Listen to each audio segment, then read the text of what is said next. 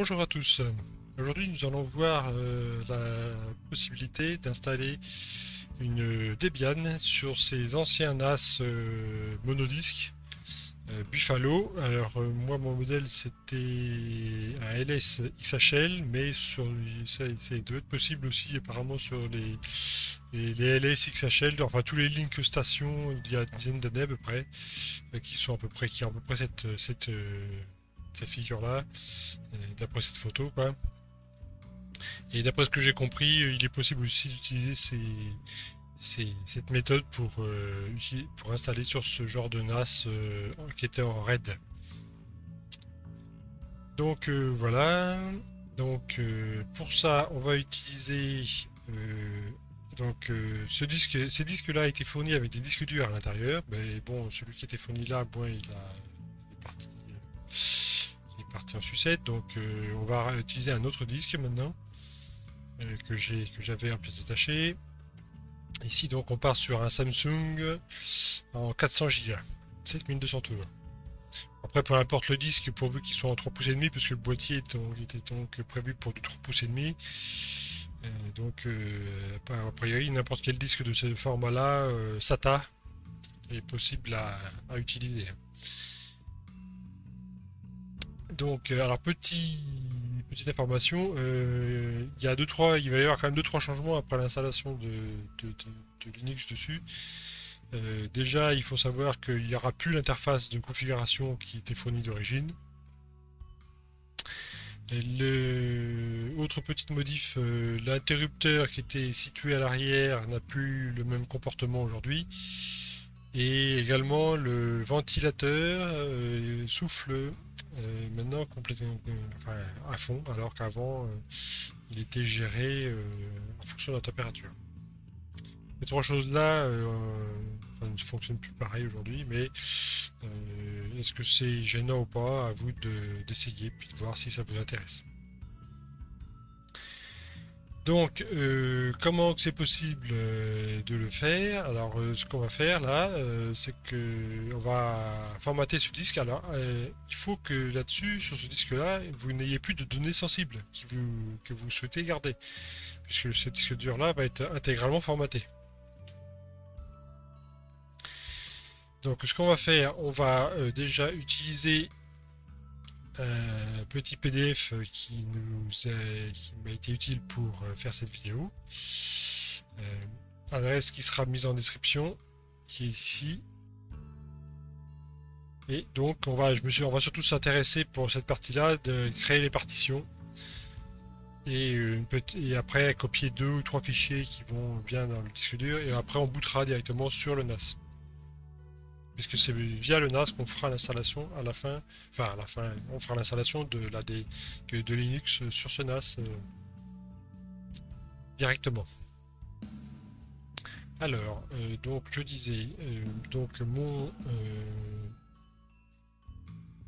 mon disque dur là actuellement est sorti du boîtier et connecté via USB sur un adaptateur USB SATA. Alors il faut qu'il soit absolument alimenté hein, parce qu'un disque dur 3 pouces et demi ne peut pas appuyer toute sa puissance du port USB, donc il faut que vous l'alimentiez par une alimentation extérieure. Donc on va utiliser pour ça sur Linux un logiciel qui s'appelle Gparted. Alors on va se connecter en super utilisateur. Voilà. Alors ça prend un peu de temps parce que le disque était en veille. Alors, dans mon cas, donc comme c'est mon disque dur qui est en port USB, c'est SDB. Alors le nom varie en fonction de vous. Hein. Ça peut être SDC, etc. C'est surtout la taille que vous allez pouvoir regarder, ou alors autre méthode qui va pouvoir vous permettre de déterminer le disque dur que vous avez branché en USB. C'est celle-ci, LSBLK-S. Et vous voyez que ici SDB, c'est bien mon disque Samsung et qui est branché en USB. Ici, on a la distinction USB où SATA qui donc un branchement interne à la machine. Donc moi c'est bien USB. Donc là ce que je vais faire, je vais supprimer toutes ces partitions en créant en recréant une table de partition vierge. Cette table de partition, comme nous indique le document qui est ici, il faut qu'on la crée en format GPT.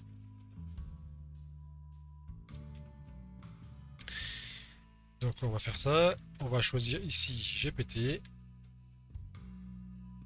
on va faire appliquer. Donc là on voit bien qu'on repart d'une table de partition vierge. Il va falloir qu'on crée 4 partitions. Là avec gparted on fait un clic droit sur la zone grisée, on fait donc nouvelle. Espace libre précédent, on laisse comme ça. On va faire une première partition qui va faire. On va suivre. Hein. On fait 1024. La première partition de 1024. Méga. Donc l'espace suivant, on le laisse comme ça. Partition primaire, on laisse comme ça. On va mettre nom de la partition boot. On va mettre le système de fichiers ext3 parce que c'est comme ça qu'à la suite on va formater la partition. Donc comme gparted est capable de créer la partition et la formater en même temps, on va directement lui indiquer qu'on va utiliser le système de fichiers ext3. Donc on émet l'étiquette boot, ajouter. Là on fait reclic droite, nouvelle.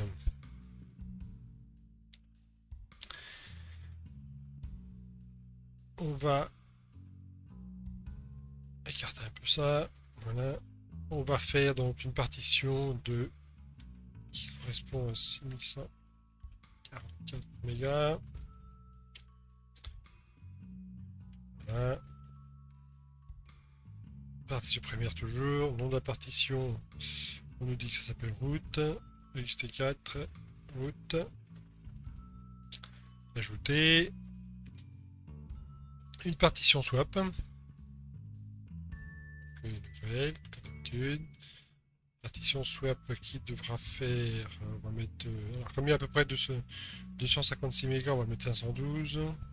2 fois la taille de la RAM. Partition primaire, swap. Donc là, système de fichiers, on va lui indiquer Linux swap. Ajouter. Et pour finir, on fait encore une nouvelle fois nouvelle. Là, on passe sur tout, là. Hop, partition nouvelle, partition. On va appeler ça data. xt4, data une nouvelle fois. Ajouter. Pour valider ce qu'on a fait, on va on va appliquer toutes les opérations par cette petite coche. Voilà. Donc il est bien évident que tout ce qu'on vient de faire là, ça va provoquer des pertes de données, on va repartir de zéro, donc les données qui étaient présentes sur le disque seront totalement effacées. Voilà, ça se passe. gparted va nous faire une petite affaire.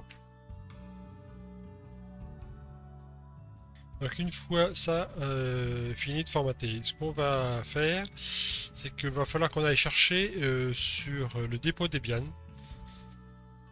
sur un des dépôts Debian, hein, il y a plusieurs, hein, vous choisissez ce que vous voulez. Moi ici, l'adresse que je vous mettrai en description, c'est celle-ci. Alors il faut bien utiliser donc un installateur pour CPU ARM, parce que évidemment c'est un CPU ARM qui est dedans, et c'est le CPU ARM version EL. Je sais pas comment on peut... architecture EL. Il faut bien également utiliser la version stable de Debian, parce que j'ai essayé avec la version testing, ça pose quelques soucis. Notamment le disque dur qui n'arrête pas de s'arrêter et de redémarrer en boucle. Donc ça va pas. Donc seule la version stable de l'installateur fonctionne.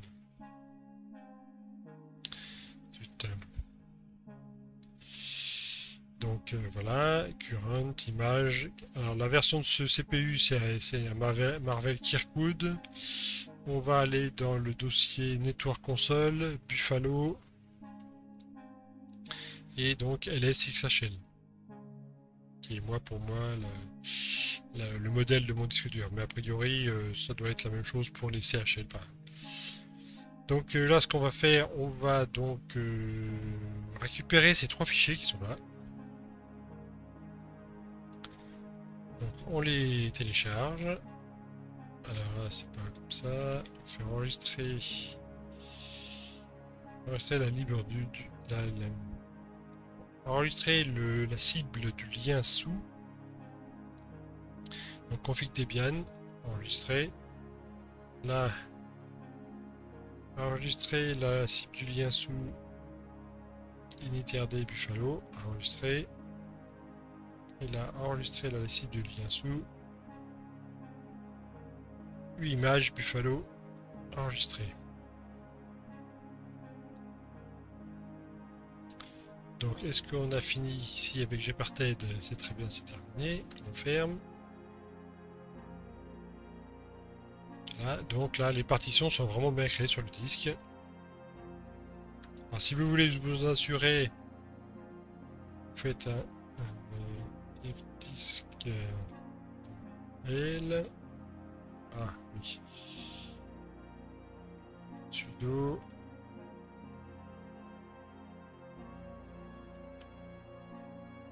Voilà, donc pour bien s'assurer, le disque dev SDB contient bien 4 partitions, pardon. Une de 1 Go comme on a créé, une de 6 Go, une de 512 MB avec particularité qu'elle a été formatée en swap, et la dernière du reste de la taille du disque. Donc on va garder cette fenêtre là tranquillement.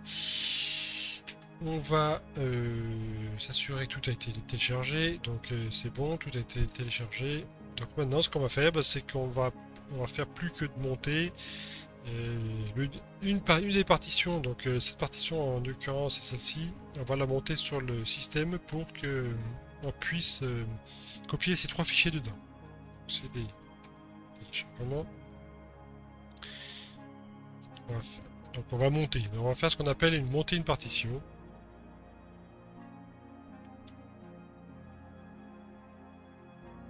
Et donc celle qu'on va monter, c'est celle-ci, SDB. Donc pour monter une partition, c'est ça. Enfin c'est simple, il faut connaître, c'est tout. On fait un sudo mount /dev /sdb 1 /mnt / bon c'est LFS, hein, c'est à vous monter là où vous voulez en fait, hein, soit dans /media quelque chose, mnt quelque chose. Faut surtout que le dossier soit vide en fait. Vous faites ça, voilà, donc maintenant c'est monté. Donc là si on fait cd /mnt /lfs, voilà, ça nous indique que la seule chose qui est présente c'est l'os plus fond, qui est un dossier par défaut monté dans les disques vides. Donc ce qu'on va faire maintenant, on va retourner dans le téléchargement. On fait un cp config Debian initRD Buffalo image Buffalo, hein, c'est bien les fichiers qui sont présents ici, hein, config Debian initRD Buffalo image Buffalo, et on va copier ça dans mnt clfs. Alors, comme c'est un dossier système, il faut qu'on mette sudo devant. Voilà, c'est fait. Alors pour s'assurer de la bonne copie, on fait un sync. Ok, c'est bon. Sudo mount /dev /sdb1. Et donc à partir de là, en fait, tout est copié sur le disque et on va pouvoir brancher ce disque dur maintenant sur la carte mère du NAS. Donc pour faire ça, on va faire comme ça, voilà. On va éteindre l'adaptateur, on va débrancher l'USB, il n'y a plus besoin de toute façon. Zut.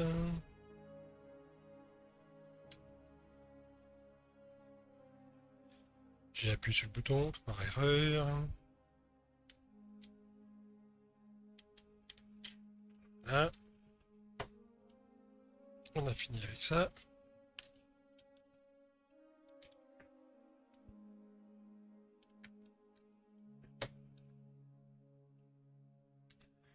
La carte mère de ce NAS, c'est ça en fait, hein. Ça plus le caddie de réception du disque dur. Donc là, le disque dur Samsung, hein, toujours là. On branche le disque dur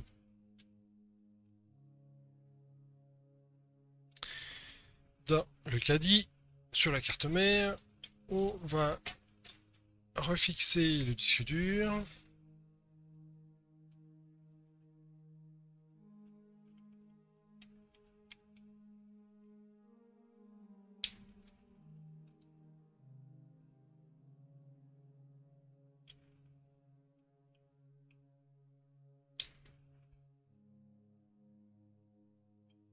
Donc là, ces deux vis à l'arrière plus une vis sur le côté ici.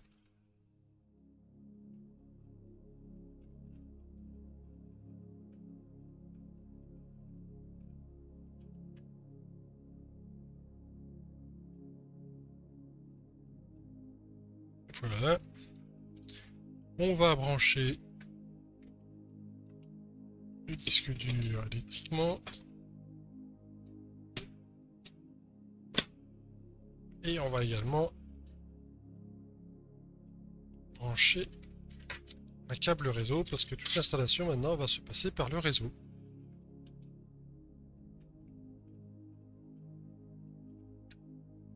Voilà.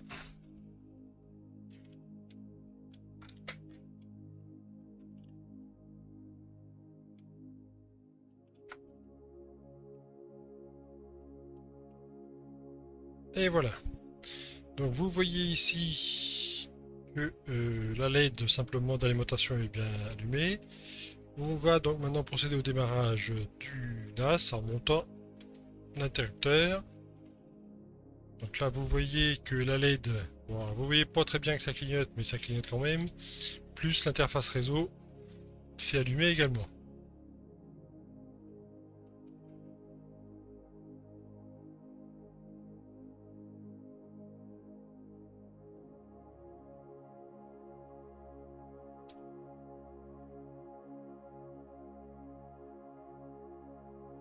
Donc là, on va attendre le moment où la LED d'activité du disque, la LED bleue, là, s'arrête de clignoter. Bon, vous n'allez pas bien le voir, mais en tout cas, moi, pour ma part, je vais le voir. Donc, je vais pouvoir attendre que ça se mette bien en allumage fixe. Normalement, il n'y a pas pour très longtemps.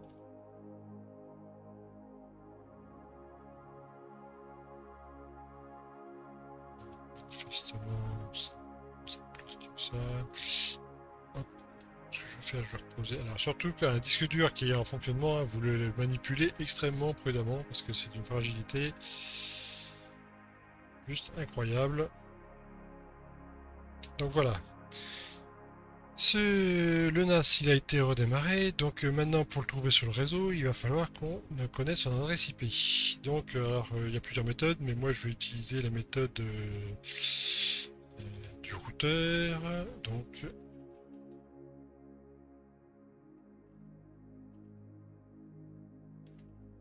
comme ça va m'indiquer l'adresse IP du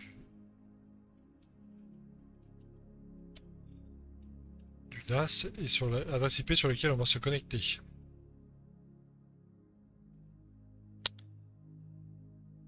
Donc voilà, donc ici j'ai toutes les adresses qui sont sur mon réseau. Et donc on va utiliser donc l'adresse en 10.0.0.12 puisque c'est cette adresse-là qui est attribuée au NAS. On voit que ça a été démarré il y a 1 minute 20, donc c'est ça. L'adresse IP c'est celle-ci, donc on va aller se connecter en SSH. On va passer en plein écran, ça va faire un peu mieux. CTRL F comme ça sera mieux. SSH, alors Ce que va nous dire aussi également le document de le PDF là, c'est que donc vous voyez ici, hein, j'ai pas inventé qu'il fallait copier, hein, ça a été fait. Le wget c'est pour aller télécharger le fameux fichier et après la copie c'est faite via le sudo cp étoile.mflo dans le slash mt. Donc une fois qu'on a branché, vous voyez, et après on boot la machine, on attend 2 minutes que ça se passe, après vous devez trouver l'adresse IP que le serveur d'HCP a alloué, soit par rapport scanner, soit par l'interface web du routeur comme je vous ai montré. Et donc après, on va se connecter en SSH port 22 avec le nom d'utilisateur installeur et le mot de passe install. Et donc il va vous falloir rentrer cette ligne de commande là, comme ça. On va faire SSH. Alors comme il n'y a pas d'IP, comme il n'y a pas de port particulier, c'est le port par défaut qu'utilisé, on n'a rien à renseigner à ce sujet-là. Donc installeur arrobase 10.0.12. On fait yes. Il faut bien appuyer sur yes parce que vous faites simplement Y, ça ne marche pas. Donc là, on fait install.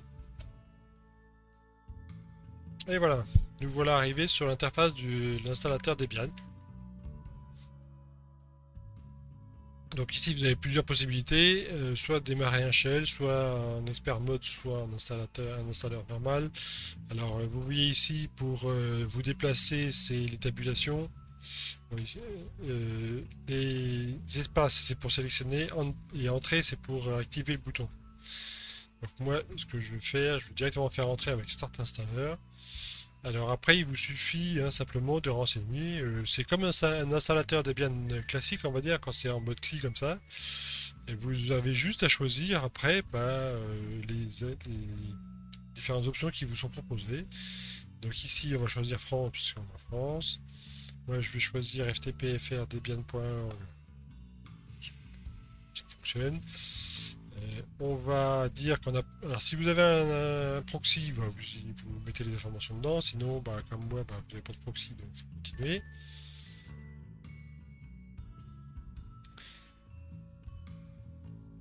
Donc là, à partir de là, l'installateur va se dérouler. Pour les périodes qui vont être, où il y aura des temps morts, je vous accélérerai la vidéo. Et puis, on fera ça au fur et à mesure. Donc à tout de suite. Donc nous voilà à la sélection du langage. Donc on a choisi français. La région France. Donc là, donc ça nous dit que vous allez devoir choisir un mot de passe pour le super utilisateur. C'est le compte d'administration du système. Un utilisateur mal intentionné ou peu expérimenté qui aura accès à ce compte peut provoquer des désastres. Alors c'est pas du tout faux, hein. Le compte route, vous avez tous les droits avec le compte route. En conséquence, ce mot de passe ne doit pas être facile à deviner ni correspondre à un mot du dictionnaire où vous êtes facilement associé, comme une date d'anniversaire, etc. Un bon mot de passe est composé de lettres, de chiffres et de signes de ponctuation. Il devra en outre être changé régulièrement. Le super utilisateur ne doit pas avoir de mot de passe vide. Si vous glissez ce champ vide, le compte super utilisateur sera désactivé et le premier compte qui sera créé aura la possibilité d'obtenir les privilèges du super utilisateur avec la commande sudo. Alors après, c'est selon votre choix comme vous êtes habitué. Enfin, si vous êtes habitué à Linux, bien sûr. Si vous n'êtes pas habitué à Linux, autant mettre un mot de passe pour root. Moi, je vais mettre un mot de passe pour la démonstration. J'ai pas besoin de mettre quelque chose de complexe pour la démonstration de cette vidéo, mais vous suivez ce qui est marqué. Donc majuscule, minuscule, lettres, chiffres et ponctuation, c'est une bonne pratique. Et si vous êtes habitué avec sudo, bah, donc vous mettez rien dans ce champ là, et ça sera le mot de passe du premier utilisateur qui vaudra avec sudo. Donc là, moi je remets le mot de passe pour confirmer que j'ai pas fait de faute au premier. On confirme. Donc là, Nom complet du nouvel utilisateur, NAS et compagnie. Continuer. Identifiant pour le compte utilisateur, NAS, c'est très bien. Donc là, vous enregistrez un mot de passe également. Ça, c'est pour donc un compte standard. Le compte NAS que je viens de créer est un compte standard, qui n'a pas de droits très élevés. Il a des droits limités, c'est ça que je veux dire par là. On va continuer. 1, 2, 3. Confirmation du mot de passe. Continuer. Et donc là, ça va donc faire pas mal de choses. Donc comme ça va constituer un temps mort, on va attendre un petit peu. Et je vous mets la vidéo en accéléré. Donc ici, on est arrivé à la méthode de partitionnement. Donc là, on n'a qu'un seul disque dans la question, c'est vite fait, hein. Il n'y a pas de mode RAID à faire ou quelque chose, hein. Alors, la seule chose que vous pouvez avoir envie de faire, c'est un chiffrement du disque. Puisque c'est un NAS, vous pouvez parfaitement le faire. Mais pour ici le tuto de la vidéo, on va simplifier la chose. On va juste prendre le plus grand espace disponible. Et ça va nous suffire ici. Ah, pardon, alors manifestement ça n'a pas l'air de fonctionner, donc on va utiliser le disque entier. Voilà, donc le disque à partitionner c'est bien le Samsung, de toute façon il n'y en a pas 50, hein, il n'y en a qu'un. Alors ici vous avez plusieurs choix, personnellement ce choix là, bon, c'est comme vous voulez, mais moi personnellement c'est déjà un peu too much, surtout pour le petit matériel que c'est, hein, c'est pas, il n'y a pas non plus de, c'est pas de la folie, hein. Donc vous pouvez soit mettre une partition home séparée ou tout dans une seule partition. Ici c'est pareil, hein. Donc la seule limitation qui est un peu pour ça, c'est que vous allez avoir un espace un peu restreint pour le système et si vous faites des choses dessus qui sont en dehors de slash home, bah, vous allez vite vous retrouver à l'étroit. Donc on va mettre tout dans une seule partition, c'est où c'est bien. Vous pouvez adapter après, enfin vous pouvez déjà faire une première fois si ça vous chante, et puis vous adapterez à refaire une nouvelle installation en suivant ce tuto pour refaire votre guise après, hein. Vous pouvez revenir dessus et refaire différentes méthodes, hein. Il n'y a pas de souci. De toute façon, l'installateur Debian est très très bien fait pour ça. Donc il y a toutes les chances que ça aboutisse à un bon fonctionnement. Donc là, on a terminé les partitionnements du disque. Donc il nous demande une confirmation pour bien qu'on soit d'accord sur le fait que ça détruira toutes les données qui sont présentes sur les partitions et que celles-ci seront formatées. On fait oui. Et voilà, le disque est donc parti. Là, il formate son système de fichiers comme c'était prévu à la base. Et je vous reprends un peu après.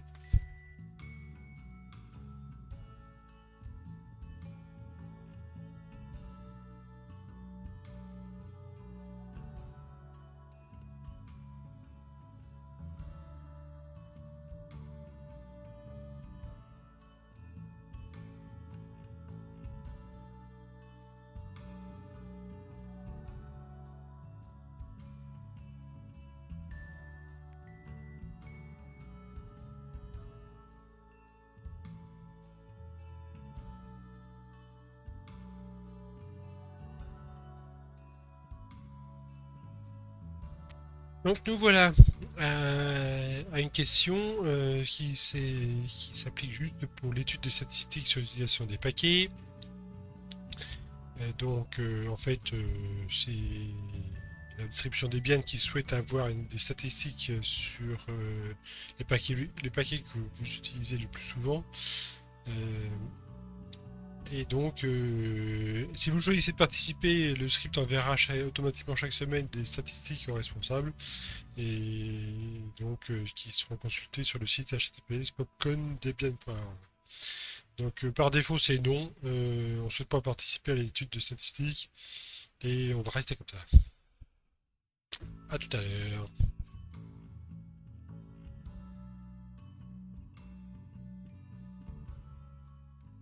Donc maintenant nous arrivons à la sélection des logiciels. Alors évidemment, on va pas s'amuser à mettre un environnement de bureau, hein, genre comme Gnome ou KDE Plasma. Ce qu'on va juste s'amuser à rajouter, c'est la partie serveur web. Alors si vous en voulez pas du serveur web, hein, vous la mettez pas, mais bon, chacun fait ce qu'il veut. Et surtout, ce qu'il faut pas désactiver, c'est le serveur SSH, parce que, enfin, moi je veux bien, mais si vous l'enlevez, il faut me dire comment vous accédez à la machine, hein. Donc voilà. Donc on va cocher ici donc serveur web. Alors si vous voulez serveur d'impression, vous cochez serveur d'impression, hein. Serveur SSH et utilité usuelle du système. C'est tout ce qui sera coché. Et donc on va procéder à l'installation de ces différents paquets. A tout à l'heure.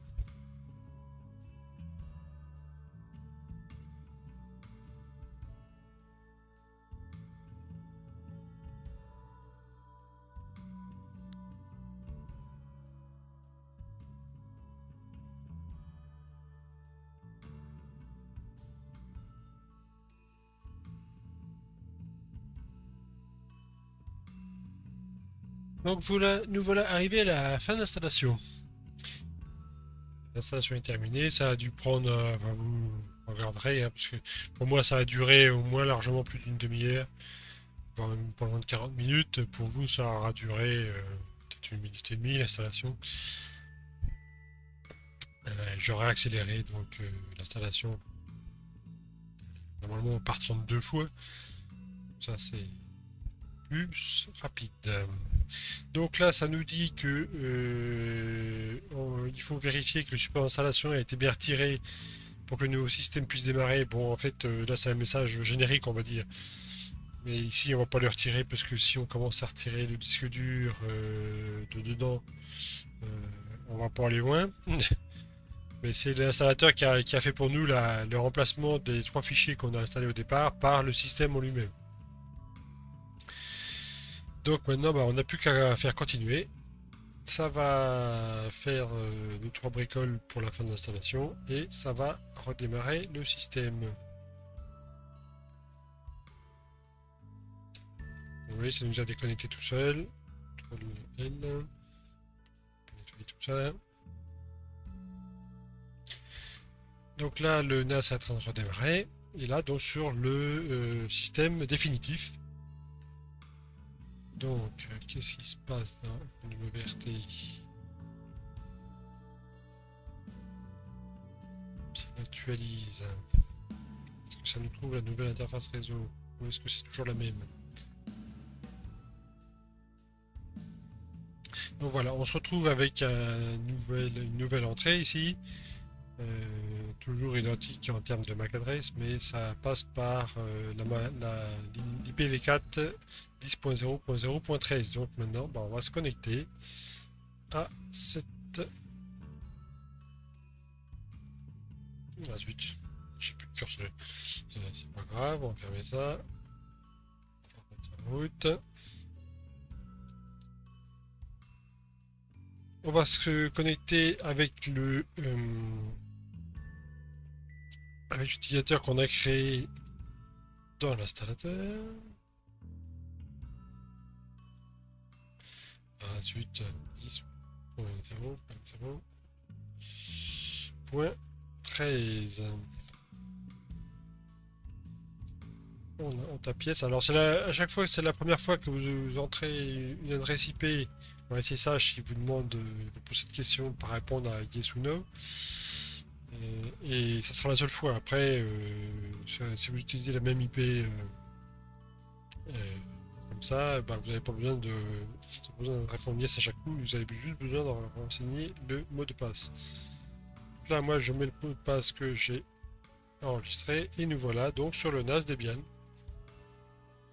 Tout fraîchement installé par ici. C'est ce NAS dans le coup qu'on utilise là. Donc on va pouvoir vérifier, puisqu'on a installé l'Apache, on va pouvoir vérifier que le serveur Apache a démarré. Tac, et le voilà sur la page d'Apache.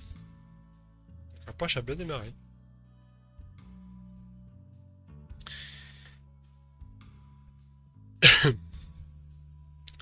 Donc ce qu'on peut essayer de bricoler vite fait, on va sortir de là. On va essayer de se faire un CFTP. Ça va faire il est, ça t'arrive quoi? CD 18 images.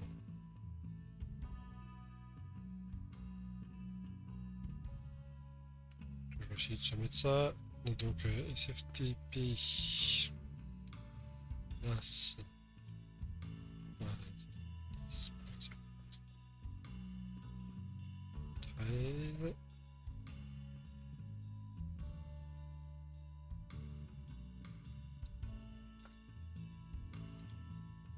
13. Alors déjà on s'aperçoit on arrive bien à créer un dossier sur le NAS, donc c'est des tests, et donc là on fait un boot, on va faire celui-là par exemple. Et on arrive bien également à copier des fichiers. Donc c'est bon, on arrive à avoir pour l'instant notre NAS qui a au moins un accès SFTP ou un accès HTTP, comme on voit là. Alors on peut aussi sur Linux se connecter en graphique sur le NAS.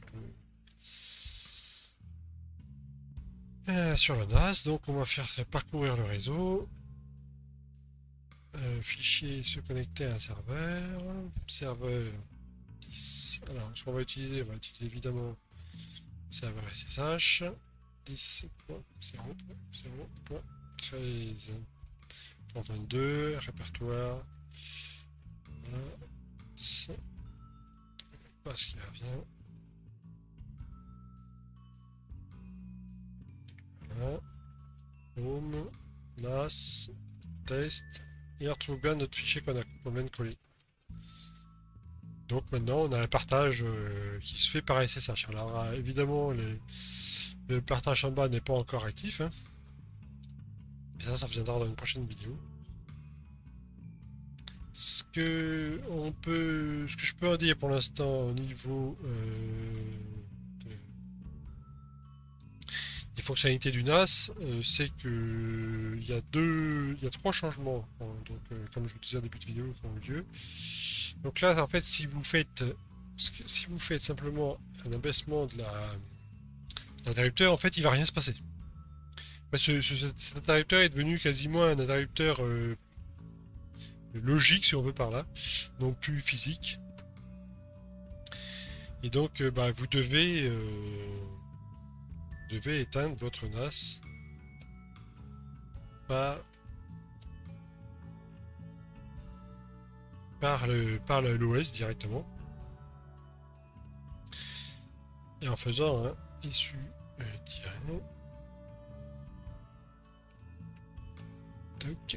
et en faisant power off.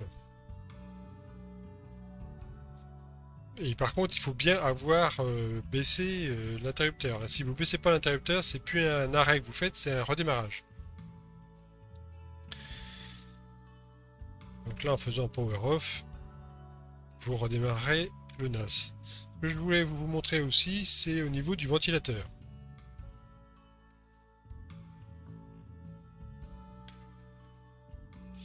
Le ventilateur, en fait, donc là, il se branche là, normalement. Hein.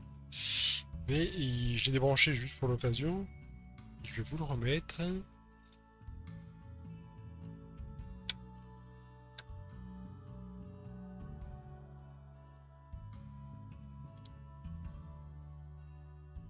Alors, c'est pas que le ventilateur fonctionne pas, hein. Au contraire, il fonctionne à la limite trop bien. Ah zut, j'ai pas enfoncé comme il faut.